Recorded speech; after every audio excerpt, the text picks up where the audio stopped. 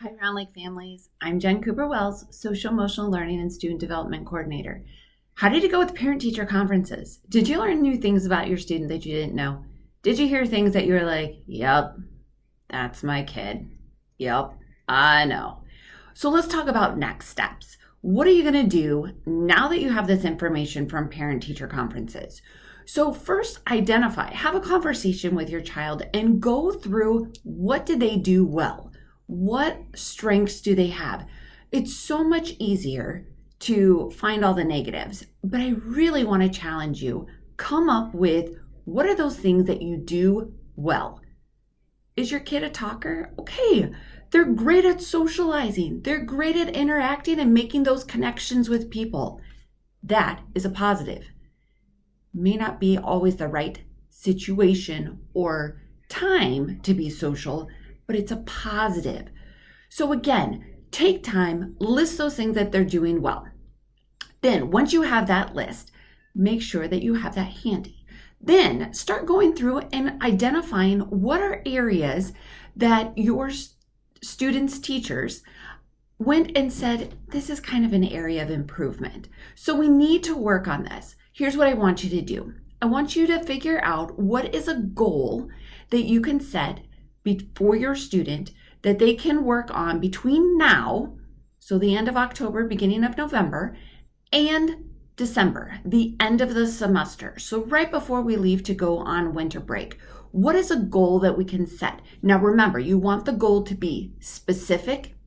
You want it to be measurable, so something that you can actually see, like that there's progress getting to it.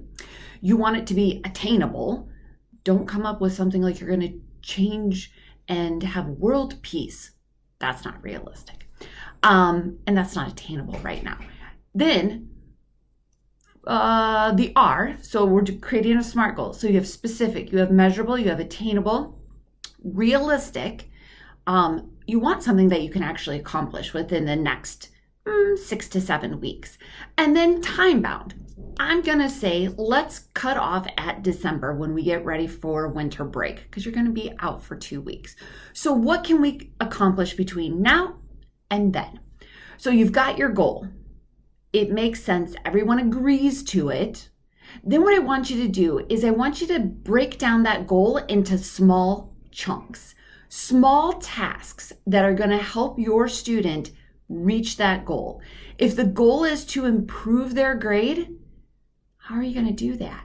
Well, maybe there's specific time that they review their homework, review their classwork, that there is time that they are spending with you talking about what did they do during the day.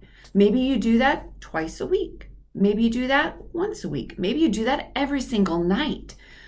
So I want you to come up with a list of things, tasks, simple things that they can do. Next thing, I want you to create a list of resources. What is your child going to need in order to be able to accomplish whatever that goal is?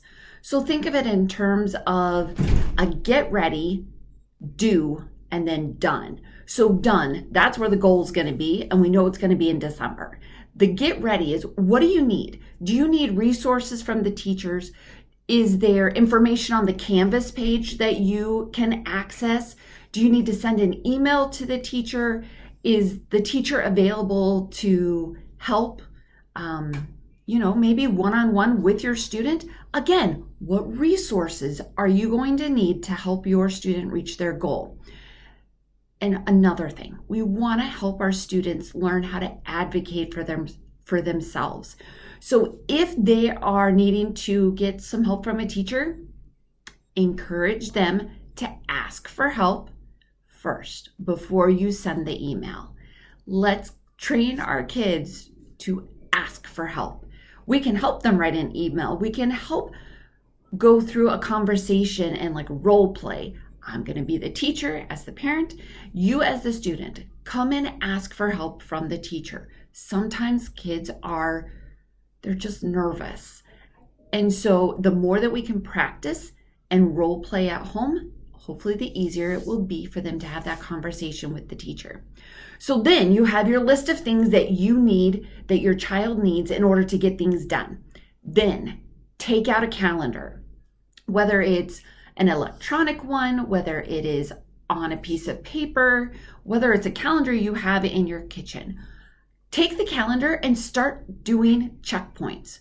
Where do you think that it would be ideal to check in to see how we are for your child to meet that goal? Again, we want our kids to be successful and we want to celebrate those successes as we check off parts.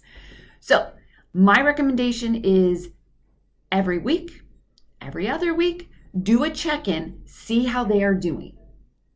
All right, that's what I want you to work on this week. So identify what you did well and the information that were the highlights for parent-teacher conferences.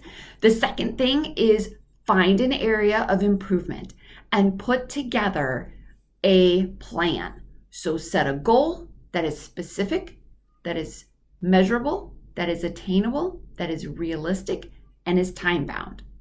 And then create a list of smaller tasks that you can check off to make sure that you are reaching that goal.